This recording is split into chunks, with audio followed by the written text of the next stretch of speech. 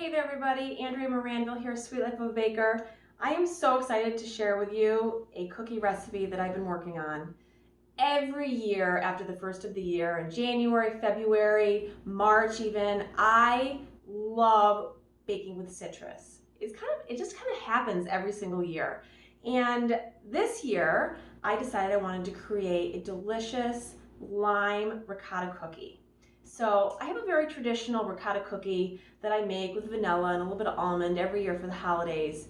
But this time I decided to take a twist and add some fresh lime zest and some fresh lime juice into the cookie and make a really nice lime glaze, and it is actually satisfying my citrus craving that I get every year around this time frame. And I'm gonna go ahead and I'm gonna show you how easy it is to make a delicious lime cookie with the moisture of ricotta cheese. It's gonna be almost more like a cakey, textury cookie. It's definitely not a crunchy cookie. This is more of a rounded, soft, more of a cake-like cookie. But it's super easy to come together, and I'm gonna show you exactly how I'm gonna do that. Now, I did just notice that I have one item that is missing from my table, and that is the ricotta cheese. Very important element of the recipe, so I'm going to go ahead and grab that. I have just had this in the refrigerator. Now, I want to go ahead and show you how I put together cookies, and these cookies specifically. And one of the most important things about when you're making a cookie, if a recipe calls for room temperature ingredients, you definitely want to listen to that. Softened room temperature butter is going to make a cookie different than if you tried to put cold butter into your mixer. Same thing with room temperature eggs. Now the ricotta cheese I just pulled out of the fridge. I should have pulled that out a little while ago. It's okay though. It's not going to change the texture of it too much. It's more of the butter that you want to cream together nicely with that sugar. And so as you can see, if you look here really quickly, I've taken a stick of butter. I have half a cup of butter here. One stick of butter. It looks like this, you know, when you buy at the grocery store. And I've gone ahead and I've cubed up the butter. Now why did I do that? If you were to take a stick of butter like this and put it on your counter to come to temperature and come to room temperature, it has only these amount of surface area to come to temperature. So it's going to take a lot longer for this stick of butter to come to room temperature than, say, if you cubed up the butter into small pieces. The surface area on each one of these cubes is going to allow that butter to come to temperature. Just a little trick you learn along the way. I'm going to go ahead and I'm going to put my half a stick of butter into my KitchenAid mixer with a paddle attachment. And then I have 1 3/4 cups of granulated sugar, pure cane sugar, that I'm going to go ahead and I'm going to put in this KitchenAid mixer. Now another real great trick I want to talk to you about at home is, you know when you have a bag of sugar at the house and you're trying to measure out a cup of sugar, it's really difficult to scoop into a small bag like this, which is what most home bakers have in their kitchen. So you want to go ahead and take your sugar and put it in something with a larger opening. It makes it a lot easier for you to scoop it out and level off, as opposed to trying to reach into that tiny bag opening and go ahead and measure. That's the other thing about when you're working with measurements. All dry ingredients should be measured in measuring cups like this. And then you want to take some sort of a straight edge and you can go right across the top. A little mess with the sugar, but that's okay. And a knife will work butter knife will work really, really great for that. So I've gone ahead and I have my butter and my sugar in my KitchenAid mixer. I'm going to turn it on, and I want to get that butter and that sugar what's called cream. You want to cream that butter and sugar so there's no more traces of the sugar particles, and it all looks like one big unit. I'm going to go ahead and I'm going to do that here for a second. It's just going to kind of take a few minutes. Then I have 2 eggs, room temperature eggs. Once this has come together and it's come together and it looks really nice and come together and light and fluffy, I'm going to go ahead and I'm going to start adding the eggs. I just want to show you what it looks like before I go on to the next step. This is actually a really important part of making cookies, is actually the method, not necessarily the ingredients. Obviously you want to have the right measurements for your cookie, but knowing how to put it together is also half the battle. So as you can see, I'm just going ahead, getting that butter and that sugar fully incorporated. Okay, there, I think we've got that. Now you can see it's all come together really nicely. I don't have any loose pieces of sugar floating around. The butter and the sugar are all incorporated. Then I'm going to go ahead and I'm going to add my vanilla extract. I have 1 tablespoon of pure vanilla extract. Sounds like a lot, but I love vanilla, so it's actually really, really good. A little bit more vanilla than it calls for has kind of always been my little go-to. Now I add one egg at a time. So as you can see, I have only added the one egg. I'm going to go ahead, once it's fully mixed, then you can go ahead and you can add the other egg. Now you want the sugar and the butter and the egg to get nice and light and pale and fluffy. So I'm going to let this go for a few minutes, not for a few minutes, but at least maybe a minute. And I want it to start to get light and pale in color. So those egg yolks are going to lighten up. There we go. It's going to be delicious cookie. Now I do want to mention that this video and blog where I'm going to be sharing this entire recipe on my blog, AndreaMaranville.com, is sponsored by Liberty Tabletop. They are the only U.S. manufacturer of quality stainless steel flour in the entire country, and they just happen to be right in my hometown. So I'm really proud and honored to be partnering with them on this project and sharing this recipe. Now you can see here how light and pale and fluffy that is. Okay, everything is incorporated. Okay, it's not dripping off. You don't see any pieces of egg. All right, there. Then I'm going to go ahead and I am going to add that right there, my ricotta cheese. Now this is about 15 ounces of whole milk ricotta cheese. I'm going to put that right in. Now ricotta cheese, when you buy it at the ricotta cheese, however you want to pronounce it, when you go to the grocery store and you purchase it, the very small container is about 15 ounces. So you want to buy the small container for this recipe, okay? And then I'm also going to add in my fresh lime zest. So lime zest, you take a zester like this. It's really great. This is a really great tool. And you just take about one lime and you're just going to go ahead and you're going to finely shred off that zest of the lime. Okay? Now the oils in this are going to give these cookies some really, really great flavor. I'm going to go ahead and I'm going to get that a nice big mix. Get that nice and incorporated, nice and light and fluffy. Now I have my, now you notice I keep scraping down. It's another really key ingredient when you're making cookies. You always want to scrape down the sides to make sure that everything gets incorporated in the cookie. Okay, there we go. Now I have 2½ cups of all-purpose flour here in a bowl.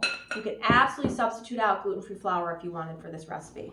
So if you do, I highly recommend a measure-to-measure flour, gluten-free flour, like a King Arthur flour, which is my go-to gluten-free substitute flour. But in here I have a King Arthur all-purpose flour. Definitely don't want to use a heavy protein flour in this. Lighter flour is better. Okay, I have 2 teaspoons of baking powder. I have a 1/4 teaspoon of baking soda. I have a 1/2 teaspoon of pink Himalayan sea salt. And then I have 3 tablespoons, of fresh lime juice. Now you can go ahead and you can squeeze a bunch of limes, or you can buy a 100% lime juice concentrate if you want, which is what I did for this recipe because I didn't want to stand here and you know, squeeze a bunch of limes. With that being said, if you zest a lime like this and you've taken all your skin off, use this lime, use the juice in it, don't let it go to waste. So if I ever use a lime and I use the zest of a lime, I will always use the juice from it. There we go. All right, now if you don't have a sifter at home, a whisk like this will do a really nice job. You always want to incorporate your dry mixture before you add it in. All right, I'm going to go ahead and I'm going to put 1/2 of this in. This is a looser dough. This is definitely not a stiff dough. Then I've got the 3 tablespoons of lime juice I'm going to go in. There we go. Put that right in. You always want to start slow with a mixer when you add your dry ingredients because I can't tell you how many times you crank it and then all the flour goes flying up in the air. Now you notice I stopped. I just mixed it till it was incorporated and then I stopped. And then I'm going to add the rest of the dry ingredients into the bowl. And I'm going to mix it until just barely I don't see any more flour particles left. There you have it. That's it. It has come together. So now you can see this is an extremely loose dough. So you can do one of two things with this dough. Your dough will thank you if you give it a nice rest in the fridge. You can certainly put this in the refrigerator for an hour or so and let it chill off, which I will do, but for this video, I am going to bake some right away so that you can see what they look like and so we can try them, see how they taste. But you can absolutely give this dough a rest in the fridge. Not only will it help the flavor, but it will allow that dough to kind of come together a little bit more, and it's a lot easier to work with. Because as you can see, this is a pretty sticky dough right now. It's very loose. So I'm going to go ahead, I'm going to move all this stuff out of the way. We're going to do these cookies 3 ways. When you're working with a cake-like dough like this, a softer cookie dough, a cookie scoop is going to be your best friend. You can absolutely go ahead and try to do it by hand, but it's going to be a lot easier and a lot less messy if in fact you have a cookie scoop. So I'm going to go ahead and I'm going to put on my baking sheet. You also want to have some sort of a baking mat, parchment paper, something underneath your cookies to help protect your baking sheet, which I have here. I have a 360 cookware baking tray. I love this baking sheet. I use it all the time. But you always want to not only protect it, but you also want to help the cookies come off the baking sheet easier by having some sort of a parchment paper or a silpat mat. Do not use wax paper. Wax paper and parchment paper are not created equal. So I'm going to go ahead, I'm going to scoop 3 cookies. I just want to show you how I stagger the cookies. You do not want to overcrowd cookies on your baking sheet.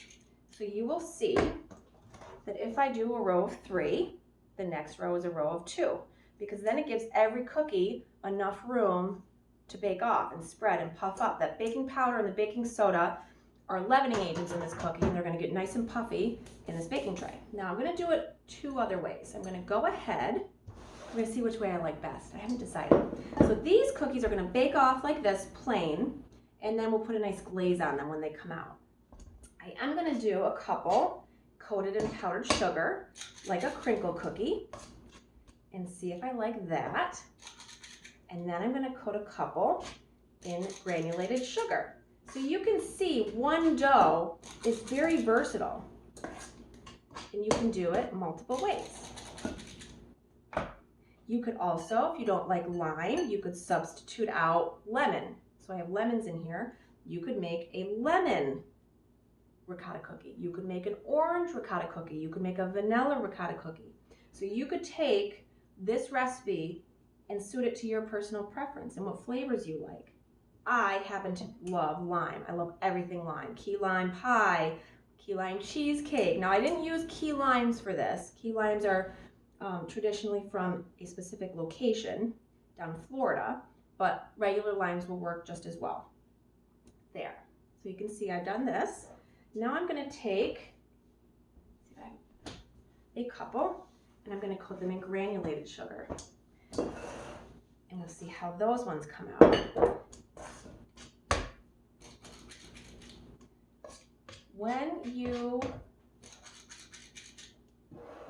are getting ready to put these in the oven, my oven has been preheated at 350 degrees. See, the first thing you always want to do when you're baking is preheat your oven, making sure that it comes to the right temperature before you get ready, because the last thing you want to do is get everything all ready and then have to wait for your oven to heat up. So there you have it. I'll do one more cookie. Now the rest of this batter is going to get a chill in the fridge, but I wanted to bake some off and show them to you. And I'm going to get these cookies into the oven here, and when I come back, we're going to take a look at them and we're going to see which ones are my favorite and which ones are your favorite, and we're going to see how they come out. So when I come back, I'll be back and these cookies will be ready to go. They're going to go into the oven for about 12 to 15 minutes and then they will be ready. All right, thanks. All right, so I am back and these cookies look fantastic. So as you can see, as you remember, I did 3 different types of the cookies and they look really good. And I have to say, I really like the way the crinkle ones came out. In fact, they might just be my favorite. So these stayed in the oven for about 13 minutes. And as you can see, let's do this one really quickly.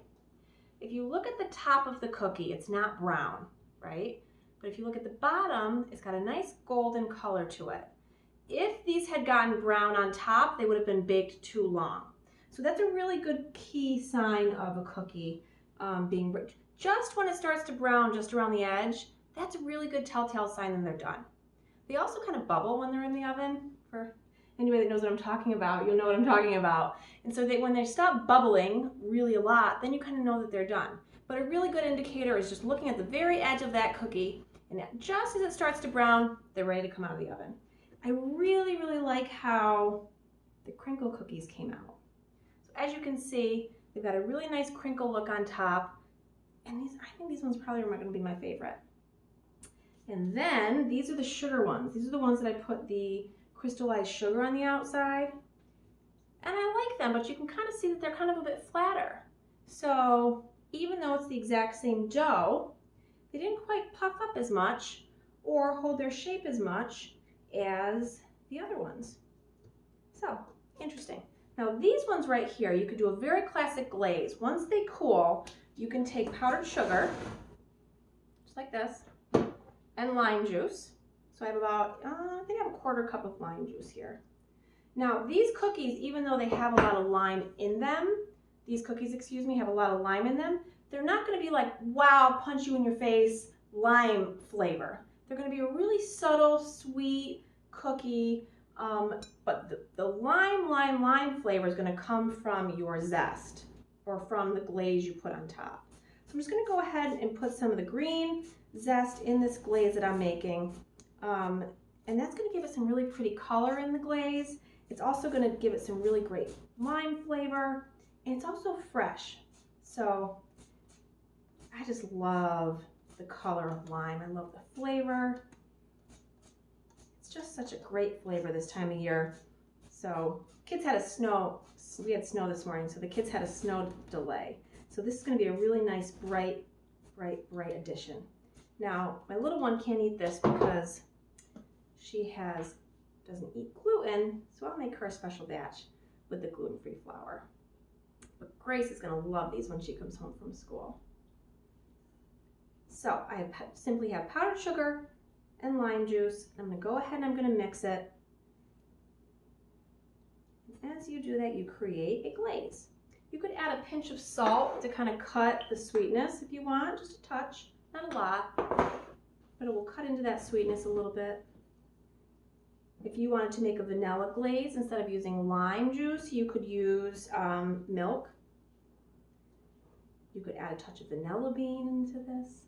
It's just a really great versatile glaze.